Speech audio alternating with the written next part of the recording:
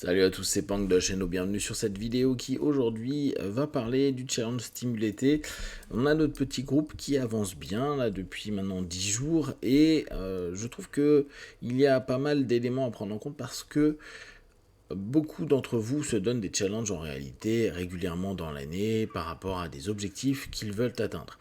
Et c'est toujours bien, je trouve, de pouvoir se poser et de se dire, ok, quand on a un objectif, qu'est-ce qui peut fonctionner, mais qu'est-ce qui peut aussi bloquer, qu'est-ce qui peut m'interroger, qu'est-ce qui peut me permettre de m'améliorer et quels sont les points que je dois prendre en compte. Parce que la plupart du temps, quand on se lance dans un objectif, on a une grosse énergie, une grosse envie, un gros désir, et ça, dans le groupe, on le voit beaucoup, et on l'a vu surtout les premiers jours où il y avait plein de messages sur le groupe, plein d'échanges, plein de questionnements, et c'est normal, c'est l'effervescence du départ, chacun tente de trouver les bases qui sont les siennes, puis les bases des autres dans le groupe. C'est un peu la même chose quand nous on a nos objectifs, on est en train d'un peu de tâter ce qui se passe, de voir la réalité entre le désir que l'on a et puis les questionnements qu'on va avoir une fois qu'on a commencé à mettre un pied à l'étrier et se dire ok, est-ce que tout est ok, est-ce que j'en suis capable, est-ce qu'il y a des choses que j'ai mal vu dans ma stratégie,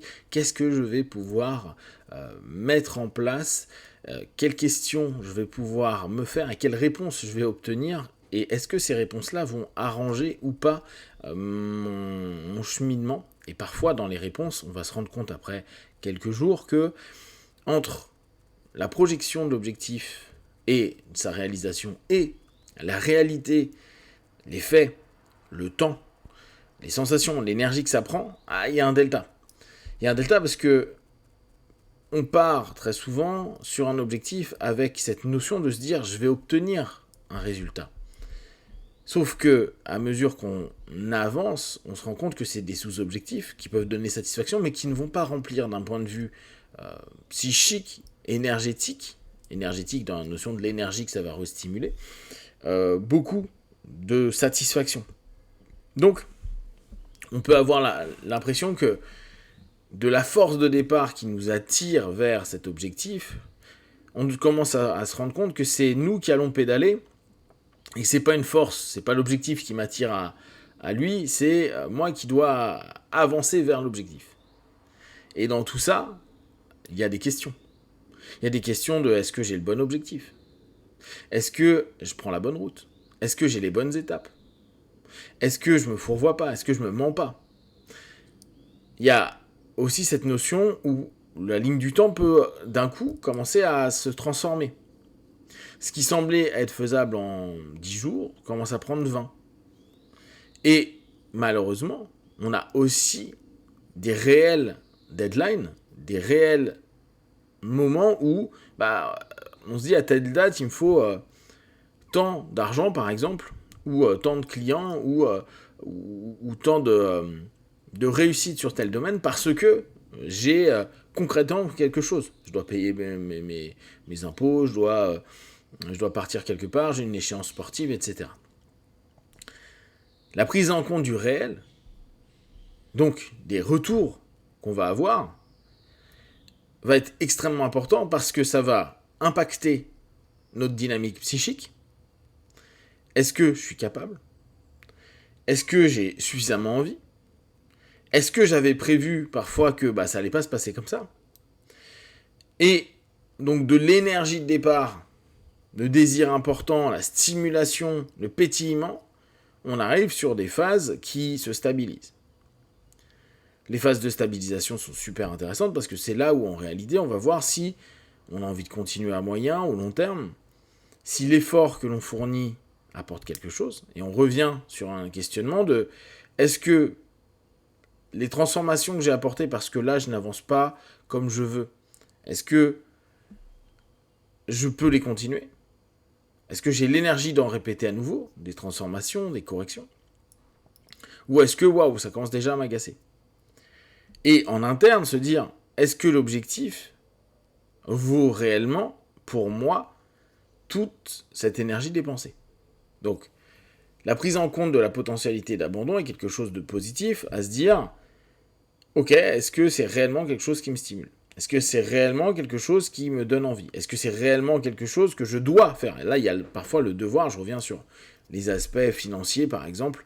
Je dois avoir un boulot à tel moment, bah, je dois l'avoir. Sinon, j'ai pas d'argent et je suis dans la merde. Et voir à l'intérieur ce qu'il faut corriger, modifier, réorienter. Parfois, on va diminuer les exigences, c'est-à-dire que l'objectif va être remis en question, à se dire, bon, bah, avant d'aller sur tel type de poste, je vais prendre tel autre type de poste. Avant d'avoir tel type de voiture, je vais peut-être prendre tel autre type de voiture. Et trouver de la satisfaction dans le process. Très souvent, c'est parce qu'on est stimulé par l'objectif qu'on met en place le process.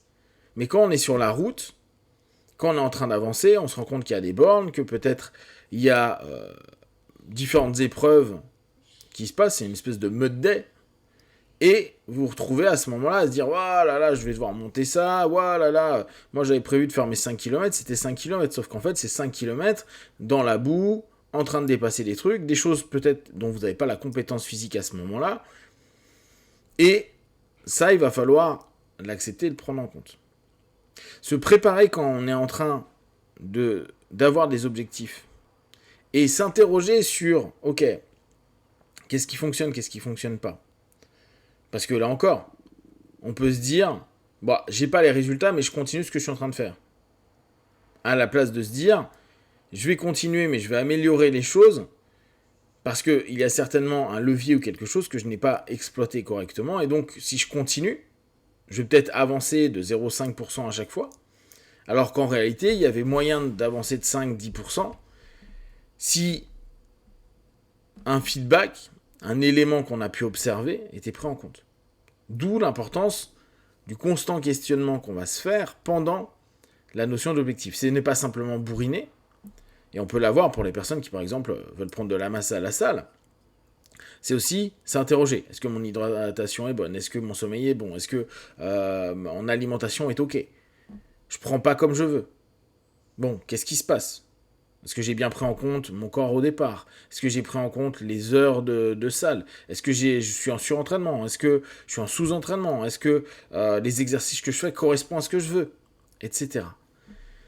Et à partir du moment où on est apte à redéfinir et à se dire que tout ne sera pas forcément fluide. Et quand c'est fluide, c'est vraiment génial. Mais partir avec l'idée que on doit maintenir un effort vers l'objectif et savoir que le chemin sera un effort, avec des accélérations et des ralentissements, avec de la stagnation, avec parfois des choix à se dire est-ce que je prends telle route, telle route, telle route, parce que il s'avère que il y a peut-être une erreur dans ce que je m'étais dit au départ, des moments des opportunités, des possibilités, et se dire waouh, est-ce que je maintiens le cap là ou est-ce que je vais sur l'opportunité qui peut me ramener peut-être proche de mon objectif ou carrément me faire partir ailleurs parce que je suis stimulé par quelque chose de nouveau, mais je mets du coup mon objectif premier de côté parce que j'ai d'autres choses, c'est sympa, et que vu qu'on sait que notre cerveau aime le changement, aime le mouvement, aime la stimulation,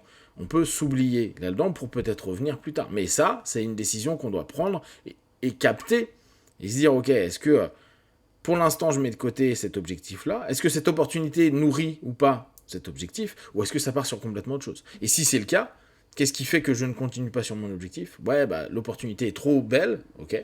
Donc est-ce que cet objectif, dans le fond, était quelque chose de si important que vous, qui a demandé autant d'investissement, etc. L'ensemble du questionnement que vous allez avoir et l'ensemble des réponses que vous allez donner, l'ensemble des actions que vous allez mettre en place et l'ensemble des feedbacks que vous allez prendre en compte pour les corriger, va vous permettre petit à petit d'avancer en allant vers quelque chose qui s'ajuste avec vos potentiels, vos capacités, et puis aussi les envies et les désirs qui, peut-être si c'est des objectifs qui durent sur des années, vont se modifier, vont s'ajuster et vont peut-être changer complètement de l'énergie de départ que vous aviez avec cette stimulation et cette effervescence. Si vous avez des questions et des remarques, partagez sur Facebook, YouTube. J'y répondrai le plus rapidement possible et comme d'habitude de tout ce que je propose de prendre avec ce qui est bon et juste pour vous tester, observer, analyser et conclure. Be one. Ciao.